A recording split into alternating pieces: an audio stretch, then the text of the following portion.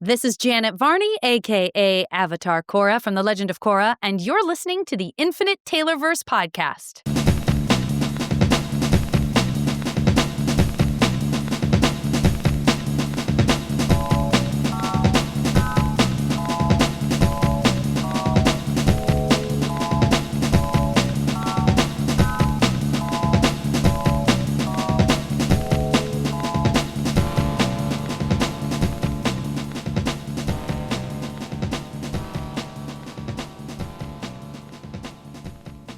Warning. Red alert. Ay, ay, ay, ay, ay! Danger, Will Robinson.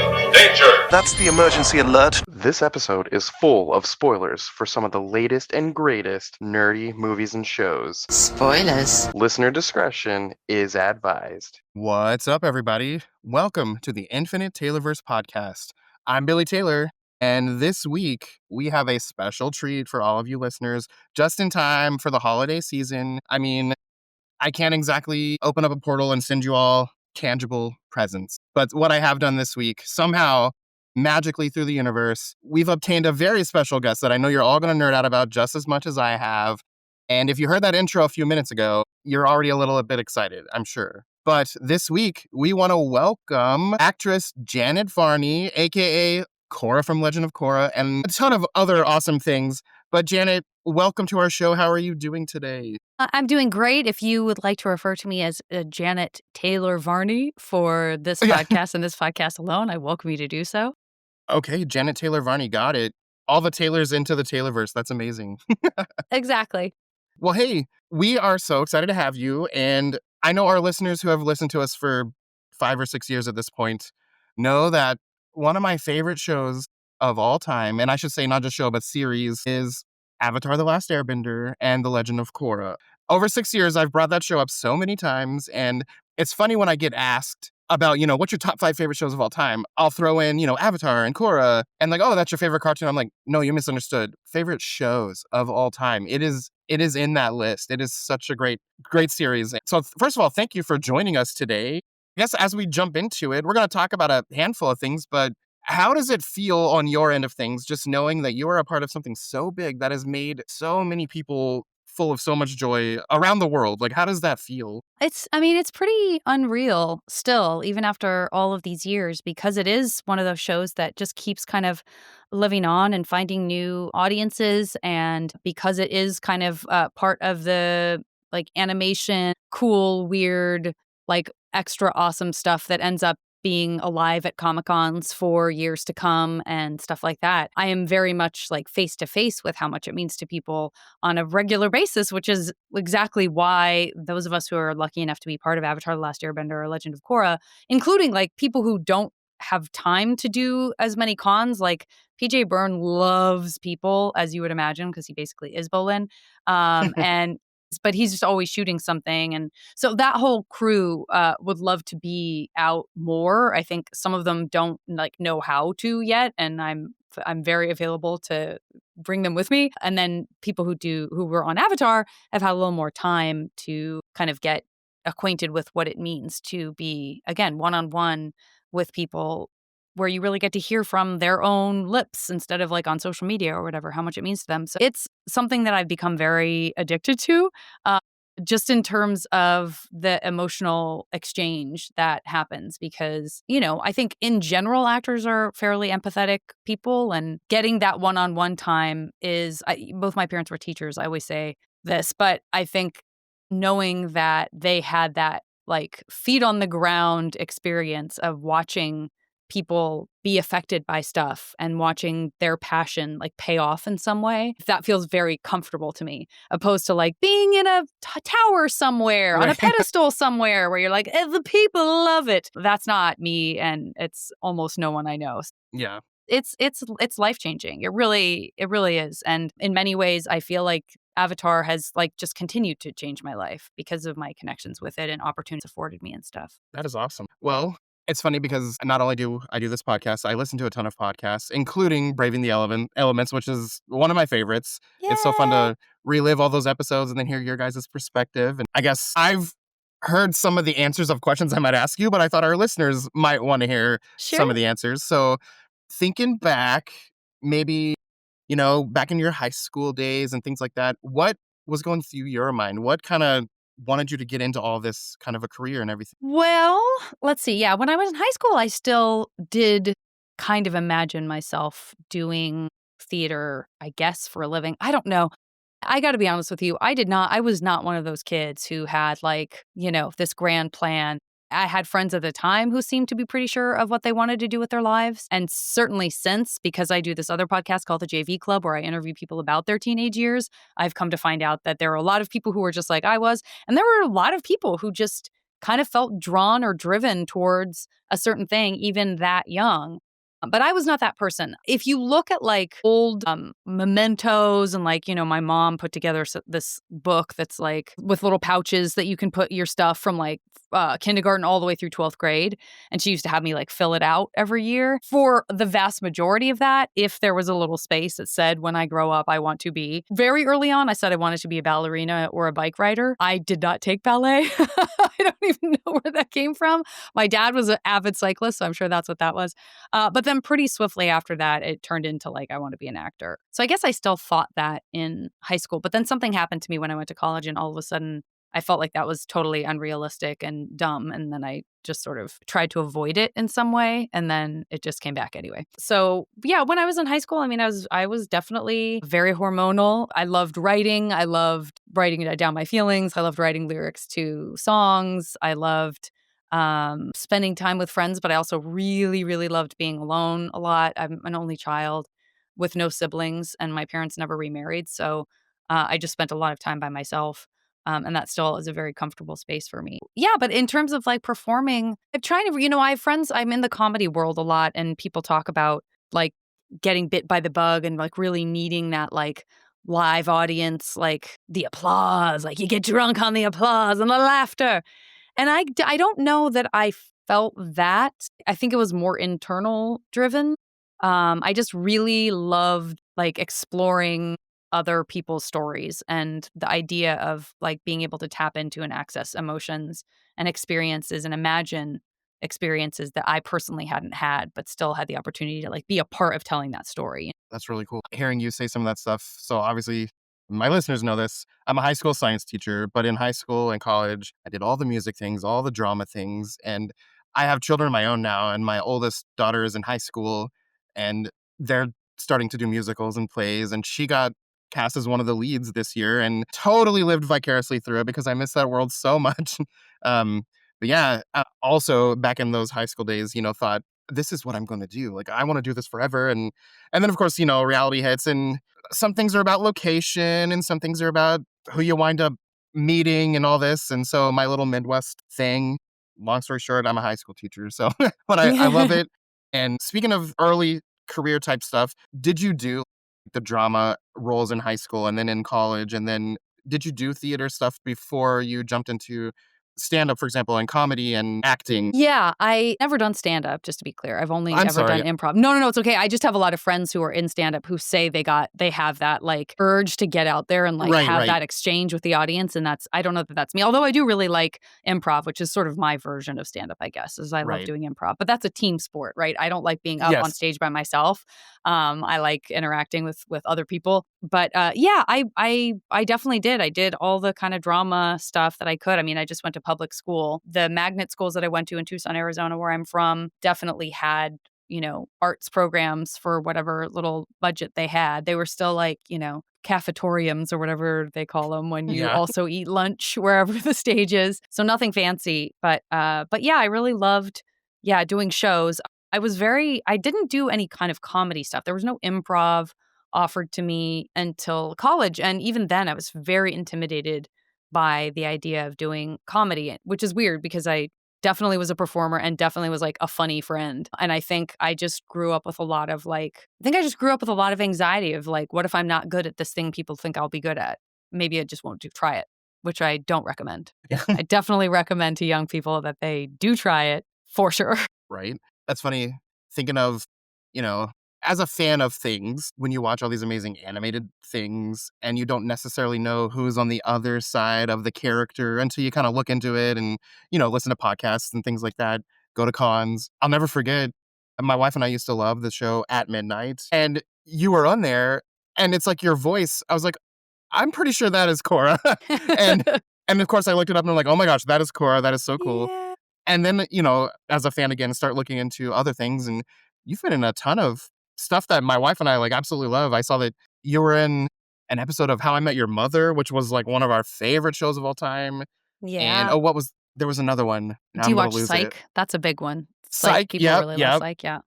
There was one more little sitcom comedy, and I just was like, "Oh my gosh, that's Janet." And now it's Right not coming to my on. mind, but yeah, I was gonna ask you, out of, thinking of all these on-screen roles, thinking back, what was probably some of the, like, the most fun ones that you've done, like these little pop-in characters here? Sure. Well, the most fun I've had on screen is a show that I starred in with John C. McGinley, who's Dr. Cox on Scrubs, Okay. called Stand Against Evil, and that was on IFC and Hulu.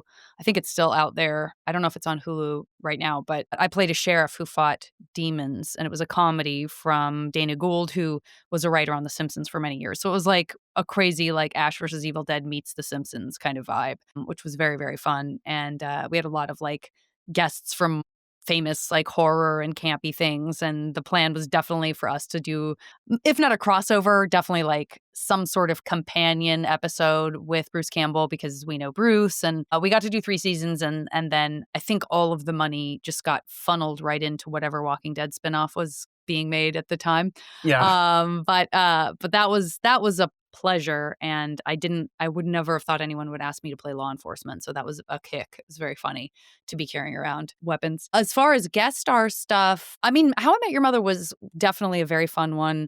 I had just worked with Neil Patrick Harris's husband, David. We were on a series together for a full season, and we fell in love. And then I met Neil, and we fell in love, and they've stayed very dear friends ever since. And Neil and David and I created a show with a Henson company called Neil's Puppet Dreams, in which Neil Patrick Harris dreams in puppet. So every time he falls asleep at the beginning of a little mini episode. So that's all on YouTube. That was really, really fun. But I think as far as like just the overall experience, because How I Met Your Mother did shoot in LA, so it was still like going home every day.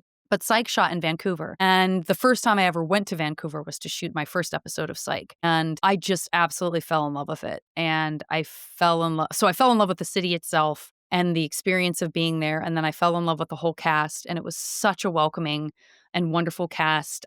I'm still friends with those guys as well. We used to, it was like, let's go to, Tim's apartment for game night. I mean, it was very welcoming and very inclusive. And they just did such a great job, especially, I think, because they knew a lot of people were being flown up from, they'd be away from home. And they just wanted people to feel like they were part of the family for the time they were there. So that was really, really a special kind of like, oh my God, like, this is yes, I want this. And so it was a huge honor. They brought me back with a handful of other guests that had done the show before for a fan generated like reboot episode where I played a totally different character.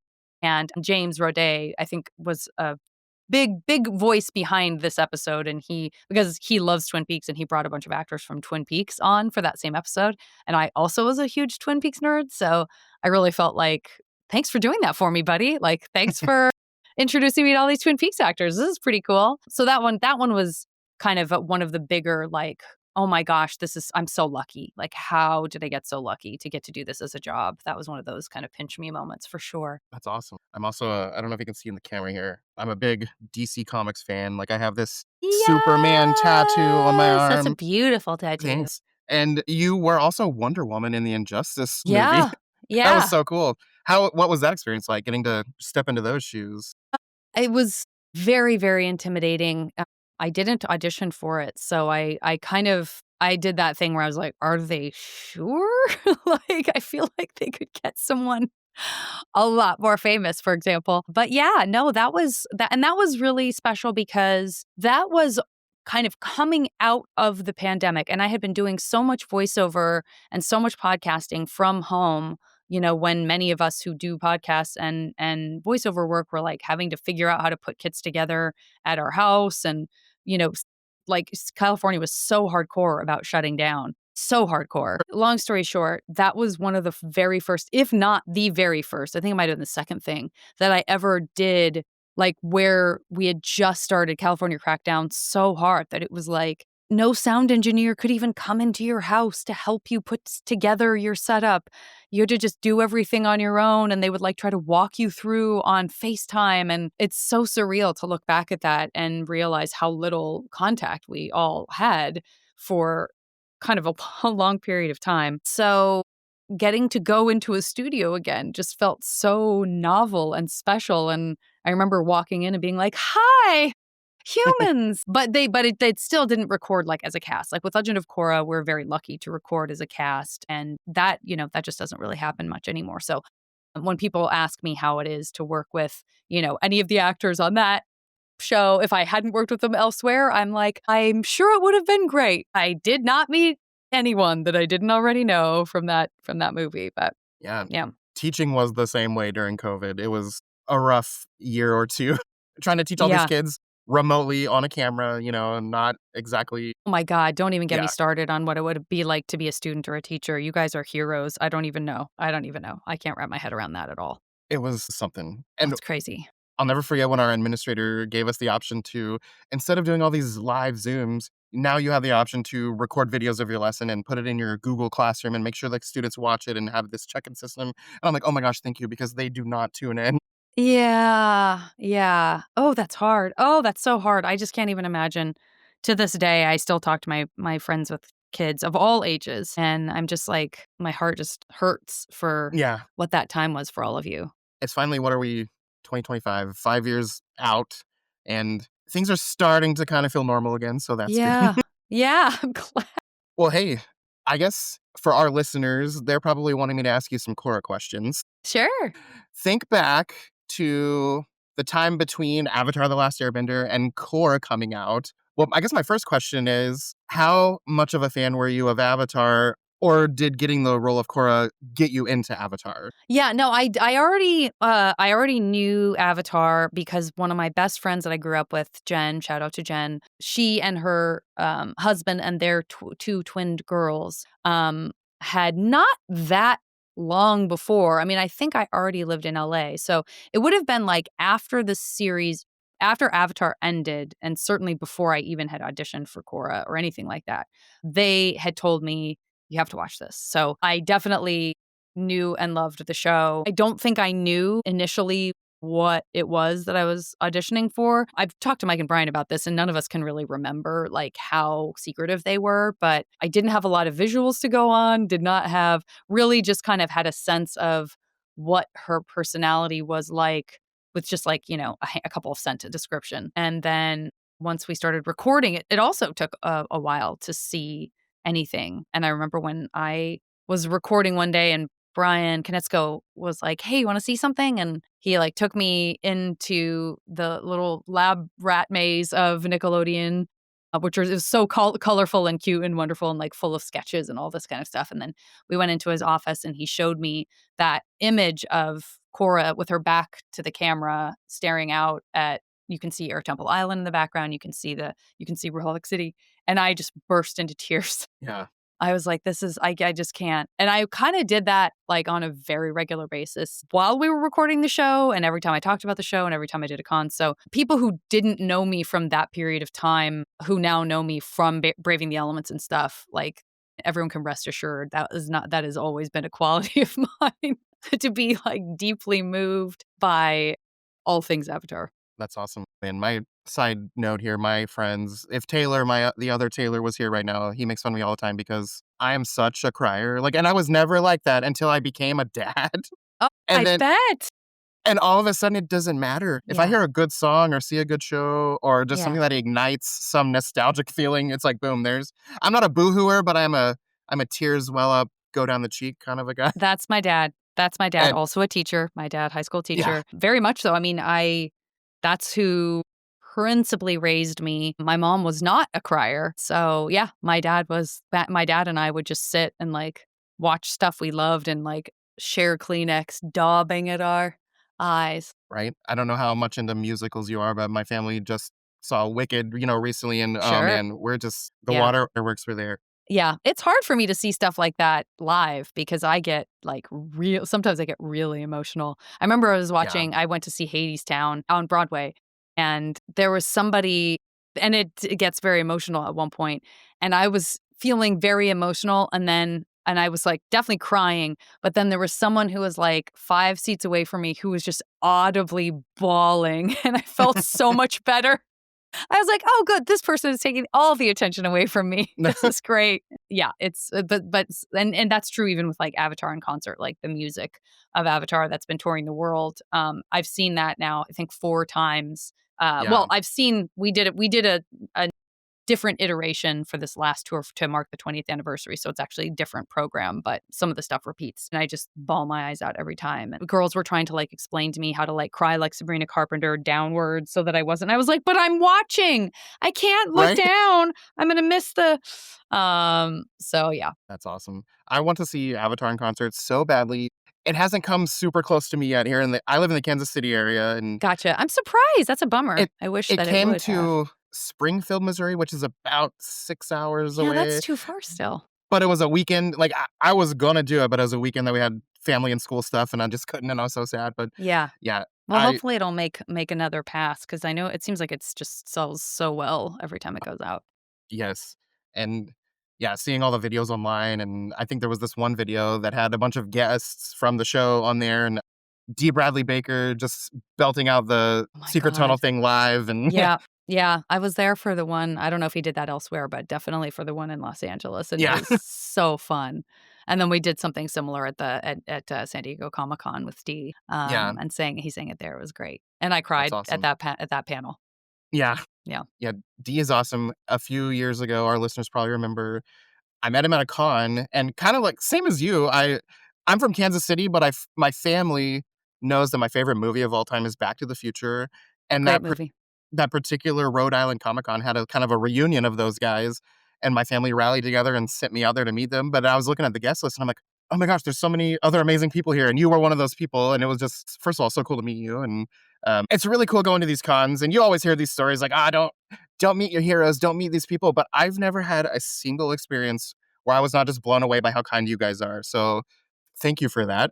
Oh my gosh, I'm so glad. Every once in a while, I'll hear a horror story, and I'm like, "No, No, yeah, why did you go?" Like, I'm not mad at the person who went to the con who's the fan. I'm like furious at the actor who or the creator or whoever. right. That's like, "Oh no, like this is not a place where you don't really get to have a bad day. Like you kind of just Yeah, don't get to do that if you're making a convention appearance. Like, I yeah, the bet. store maybe, go to the grocery store at home for sure. You don't owe anyone anything when you're not. But Right, like under those circumstances, like you might ruin someone's fandom and we're all very sensitive, tender people. So if right, someone's mean, I mean, I've totally had that happen to me as a fan. Like I've met someone and been like, oh, they kind of snubbed me. And then I feel like I kind of don't want to watch the thing that I used to yeah, love. Usually what ends up happening is that like, many years later, I like meet that person again and they're wonderful. And I'm like, oh my God, I wasted so much time like not loving the thing just because that person was like sleepy or like upset about something else. And so yeah. it's all very just a tender area we all have to be careful about. Yeah. Speaking of these things, one of my favorite interactions was with D. Bradley Baker, and it came up that I was a teacher, and he kind of looked to the side for a second. And he was like, "Would you ever want me to like Zoom your students?" And I was like, "What?" Yes. Eddie, what a So prince. he gave me his agent's email and said, "Email this person and say that you spoke to me at such and such con, and I would love to Zoom your students one day." And we did it, and it was like my kids. That was gosh, 3 years ago, 4 years ago, Oh and my kids God. kids still come to me like, "Oh my gosh, that was so cool." I loved yeah, I just did a Berkeley class. I did a whole like hour and a half with a class at Berkeley that is like going deep into the philosophy of Avatar and stuff. And it was also very fun to just like meet the students and, again, like a different environment for talking about a thing we all love, but very inspiring. And I think we get a lot of, I certainly know this about Dee because we are friends. We get a lot of comfort and we feel a lot of hope from meeting young people because the world does feel like it's very hard. Right. So, we feel this like protectiveness towards young people who are kind of having to deal and be resilient. about a lot of things that are very tough right now. And we also feel a lot of hope because we feel like, oh, you guys, you're going to be okay. Like, you guys are Yeah. awesome. So, That's probably, as a teacher, one of my most rewarding things is just seeing like, okay, I think we're going to be in good hands. And yeah, there's silly knuckleheads of all ages, but of course. Every generation has yeah. their share, for Oh sure. yes, but it just overall, you're right. It's very heartening to see what Absolutely. is coming, and that's another hard thing as a teacher is I can't exactly voice things that I might be thinking Sure. about the climate around us, but Yeah. I think the kids have a pretty good idea though. just just the way I live my life. I bet they do. Yeah.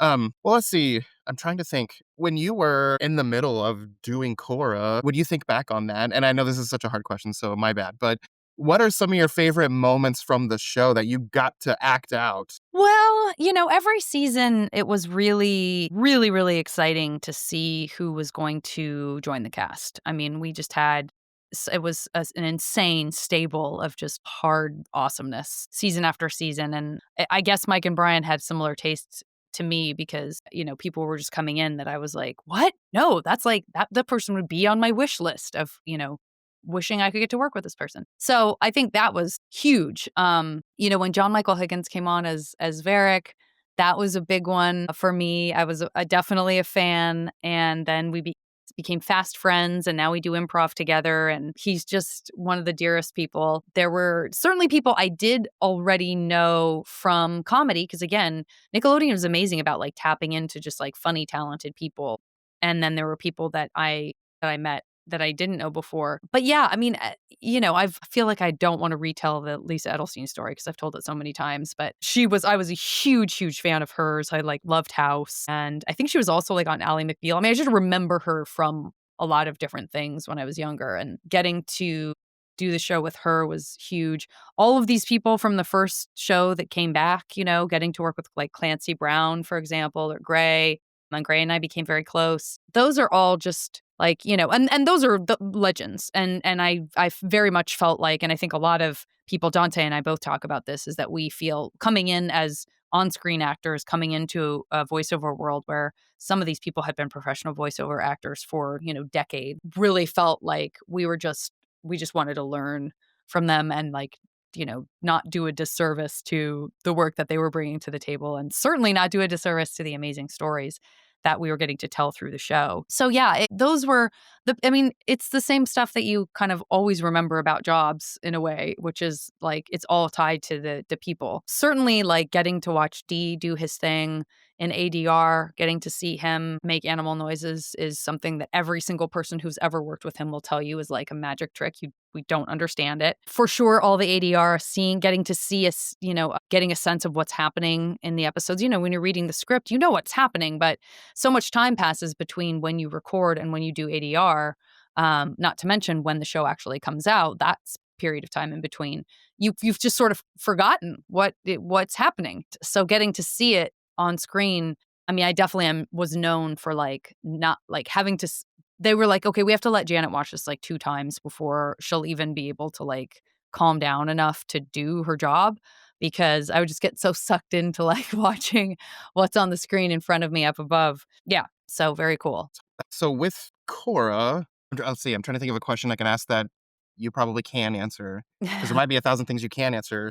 When Korra ended, I know fans like me, it's one of those things where when a really, really good show ends, same with when the original Avatar ended and then when Korra ended, it feels like it's almost like mourning the loss of a friend that you've grown Sure. really close to. Yeah, I feel that about a lot of shows that I love too. Yeah.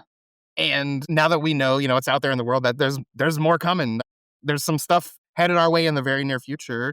And I can scrub all this if you're not supposed to say anything, but will you be involved with any of this that's to come? I have not. I have said and stuck to the fact that I wouldn't voice Korra again, just because I've had my turn, and I've just had so many interactions with women of color who really felt seen through Avatar and Korra, and who many of whom have like gotten into acting and voice acting, and so I'm glad that the climate now is just it's more populated with amazing, talented people of color. So I sort of backed out of that. Now, that being said, I'm very happy to still be connected to Avatar Studios and to get to work with them in a few different capacities. And one of the things that I say Avatar keeps changing my life is they wanted me to voice direct. So I started voice directing, which has been insane. It's been like the most fun thing in the world because that is certainly the closest to teaching. I mean, I teach workshops and stuff, so I already know that I love teaching, and no surprise there because both my parents were teachers. But the experience of getting to, what Andrea Romano did for us famously,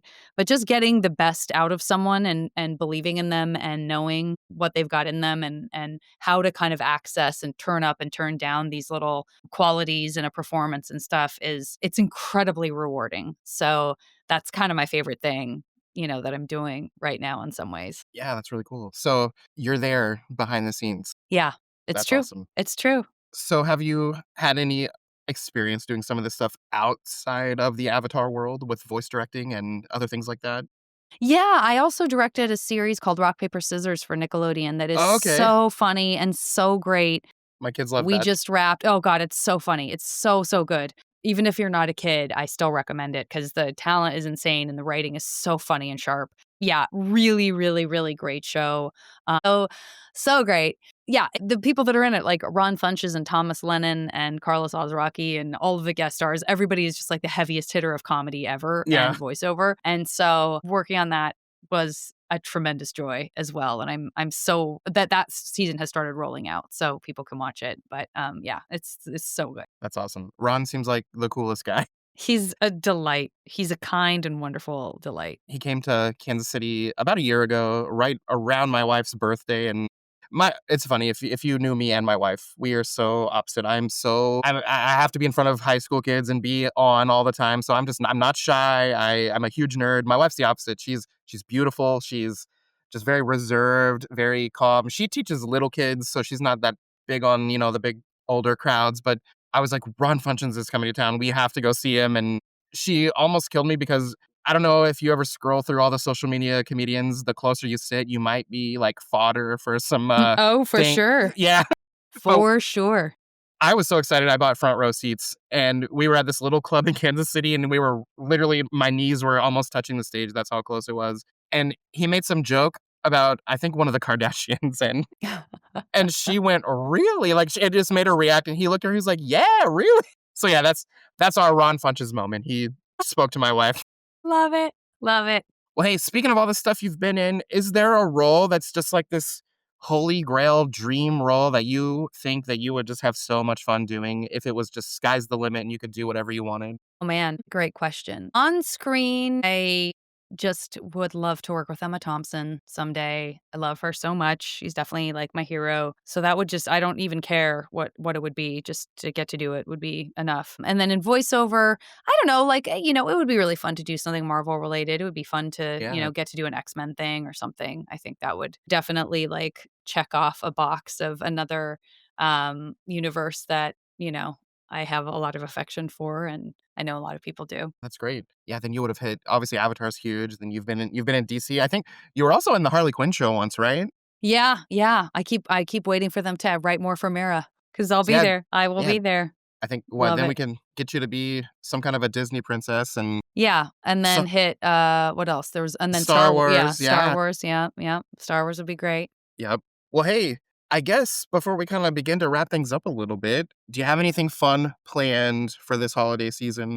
Oh, mostly work because of Sketchfest, my comedy festival, Yeah. Oh, yeah. our That 23rd annual. Yeah, that will roll out. We open on January 15th, so my whole life has been gobbled up by that so far this fall and winter, which is pretty normal.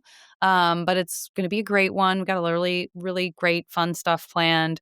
Big names, up and comers, all different like types of comedy, music, lots of stuff there, so definitely worth it, but we're in the thick of it right now. But so yeah, I was just actually texting with a friend of mine saying like I don't really have any holiday plans. I mean, I'm sure we'll go see my partner and I will go see some of his family and hopefully see some of my family in other states, but yeah, I like don't have a tree yet. So I just texted a friend of mine. I was like, can you find something that's like holiday-ish here in what feels like the dead of summer in Los Angeles? Yeah. Because it's gotten so hot again. Um, to do, but I am doing a fundraiser, like an event that it'll be the fourth one I've done with a charitable organization donation. I mean, it's all for various charitable organizations. Although initially it was for the wildfire folks here in the LA area, but we do live reads of Muppet movies. So Oh, like that's we did the fun. Muppet movie and the Great Muppet Caper and the Muppets Take Manhattan. And so we're doing the Muppets Christmas Carol on the 20th of December. So that'll be unless I do something very holiday-ish before then, that will be like my holiday day of spending time with a bunch of really funny, cool people and doing I will not be playing any of the principal Muppets. But I get to be usually Janice. I'm usually Janice, but Janice is not in the Muppets Christmas Carol, so I'll be That's taking right. on some other supporting roles, animal roles. It's funny you mentioned that one. That is my literal favorite Christmas movie. So The Muppet It's Christmas so Carol. cute. It's so cute. Yeah, it's a really good. If you look to see who's in it, you'll be like, "Whoa, okay." Yeah. It's a bunch of really heavy hitters. I'm lucky to be among them. Yeah. And let's see. Great. So we always talk about what are we nerding out about. So if you were just at home on a, not so busy day and you were going to turn on a movie or a show or play a game or read a book, like what do you nerd out about, Jan? I do a different podcast about wrongful convictions, so I'm always getting into like I guess I'm a true crime person, although I usually lean more towards like, criminal justice reform sort of stuff rather than just like, oh my God, can you believe that serial killer killed all those people kind of kind of stories. But I totally get people's fascination with that as well. And so I'm often listening. I don't really listen to like comedy podcasts. I'm usually listening to something that's like very hard in some way. And then like I'm trying to think of what I've really loved TV show wise. I love The Diplomat. I love Carrie Russell. I think she's so funny and great. And I'm so excited that she gets to be so funny because The Americans is like an amazing show, but it was so serious and you barely got to see her be funny. So I'm always excited when women are put at the front and center and allowed to just brilliant and funny because I think that's still something that does not as happen as still even now in Yeah. 2025 a lot of the time the woman is like the supporting player to the funny person. I also had the pure joy and pleasure of being part of a series called Platonic for Apple TV with Seth Rogen and Rose Byrne. And Rose Byrne is another just like comedy genius who has been in a lot of funny stuff, but isn't necessarily given the like super, super funny stuff to do always. And in Platonic, she gets to just completely shine and is brilliant and wonderful. And then in terms of like trying to think of more like sci-fi fantasy stuff, I feel like we're not, I'm trying to think of anything that's like just rolled out in that kind of world. And I feel like nothing, can you think of anything that's like, oh yeah, finally this thing dropped? I'm Like, I trying to don't think feel on like, TV. yeah, on TV. Were you a fan of Resident Alien? No, no, no offense to Resident No, Alien, but no. no. That one just ended and that was a good one. Let's see what else. Oh, that's Alan Tudyk. Oh, yeah. Yes, yeah. Yeah, he's so lovely. What a great, funny, great guy. Yeah. No, I do Any know of Resident Alien. Sorry, yes, I'm aware of it, and I've seen a couple episodes, and it's hilarious. the Disney's Star Wars or Marvel type shows? Are you into any of those universes? Yeah, well, I love Andor. Yeah. Andor's great. Really, really love that. And then Marvel-wise, I'm trying to think if I haven't watched many Marvel TV shows. But yeah, I mean, I love Taika Waititi, so pretty much anything he Yeah. touches, I will get on board for whatever universe it's part of. It's amazing. Well, Janet, I want to thank you so much My for pleasure. stopping by the Taylorverse. My pleasure. My pleasure. It's one of those surreal things where I listen to your podcast weekly all the time, and Yeah. now you're on mine. So that's really cool. I know. I've done the same thing where I've done a podcast with someone I listen to all the time, and I'm always like, this is so meta right now? Like, Yes, it's I'm kind of almost too yeah. meta. It's like a little surreal. Yeah. So I feel you. I feel you. But no, I'm so happy to have done it. I know you and I have been staying in touch and figuring out a window that works for both of us. I'm sorry that other Taylor is not here, but please give my best. And again, this means the world to me, and I know it does to the listeners. So thank you so much. And I hope your holiday season is as restful as it can be. And yeah, it'll be cool to keep in touch and see what's going Yeah, on in the future. for sure. Thanks, everybody. Awesome. Well, as for us here at the Taylorverse, I've been Billie Taylor with my special guest, Janet Varney. Come back Janet next Taylor week, Varney. guys. Janet Taylor Varney, that's right, part of the Taylorverse. Come back next week, guys. Same Taylor channel, same Taylor time. Bye. Bye.